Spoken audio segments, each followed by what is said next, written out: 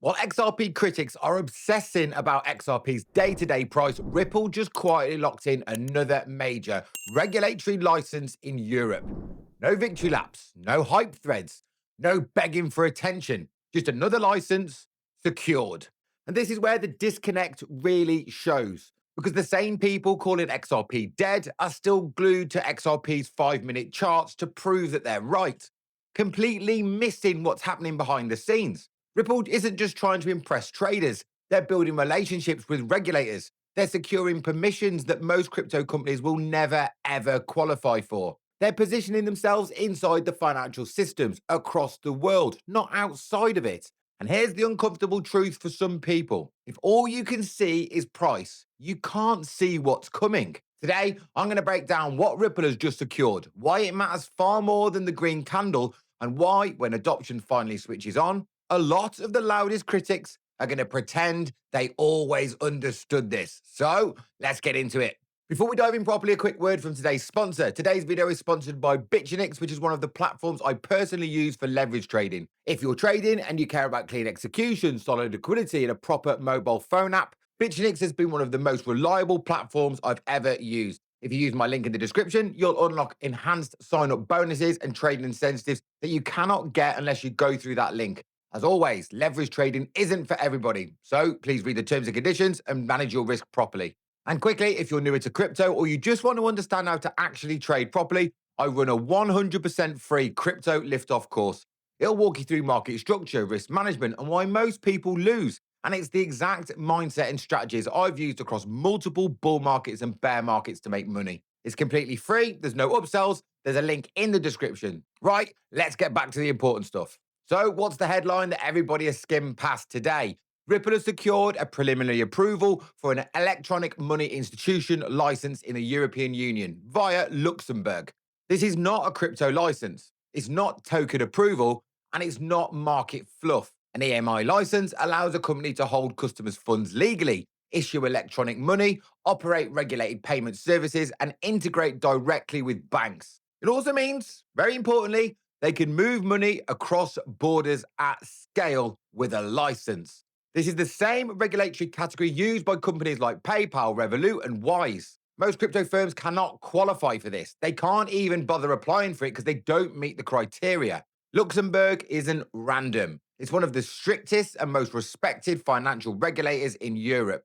And here's the key part most people don't understand. Once Ripple completes this license fully, it can passport its services across all 27 EU countries. That means one license, one compliance framework, and you get the entire European Union. No reapplying country by country, no fragmented regulation, and no legal guesswork. That's why institutions care about getting this license. And this all ties to MiCA. MiCA is the Markets in Crypto Assets Regulation. It's Europe's full crypto framework. And unlike the US, Europe didn't choose regulation by enforcement.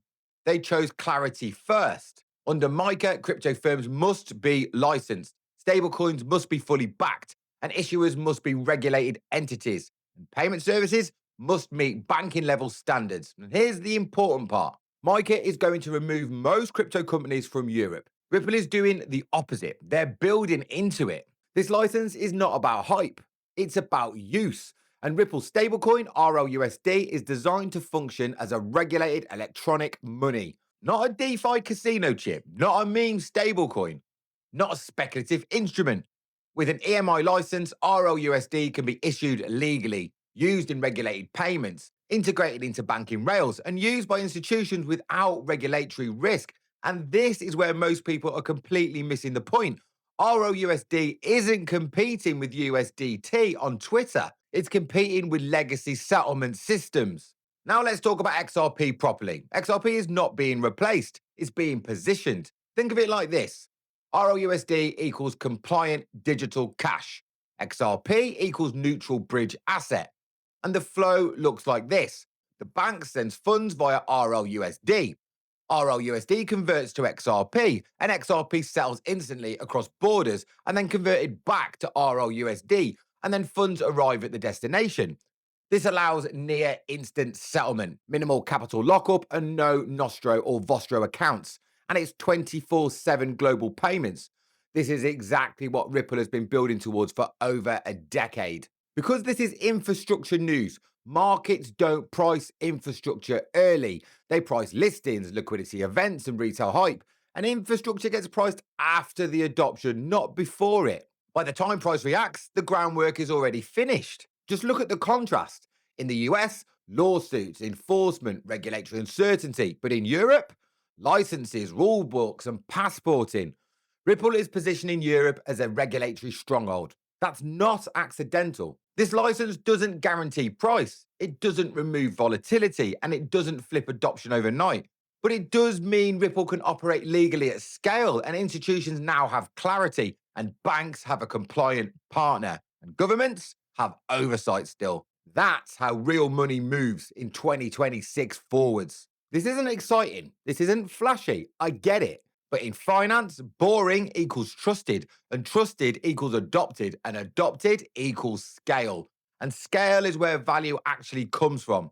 While people argue on social media, Ripple keeps stacking licenses, keeps embedding itself into regulated systems, and keeps playing the long game. And when adoption finally turns on, the people laughing today will be asking themselves this: how did we miss this? If this helps you understand what's actually going on, then please drop me a comment down below and let me know. And if you think I'm talking absolute rubbish, let me know in the comments. What about what I've just said isn't important for the price of XRP? I'm genuinely interested. Or on the flip of that, do you understand what I'm trying to say? You can see the long game and you're investing long term in XRP and you're not expecting an instant pump tomorrow like a meme coin, because a lot of the haters are expecting pumps like a meme coin. This is not that, my friends. Subscribe if you want calm, honest crypto coverage. Check out Bitunix using the link for the enhanced bonuses down below, and grab that free liftoff course if you want to level up properly. As always, manage your risk, zoom out, and I'll see you on the next one. And remember this: the strength of the wolf is in the pack. I am not a financial advisor. This video is based solely on my opinion on what I am personally doing in this market. I also want to let you know that some of the links below and in the descriptions are affiliate links, meaning I may get a commission, but it will be at no extra cost to you. Please remember that under no circumstances will I ever contact you and ask you for investments. You can confirm all of my real social media handles in the description and also at milkshakematty.com. This content is for educational and entertainment only, and I am not a financial advisor.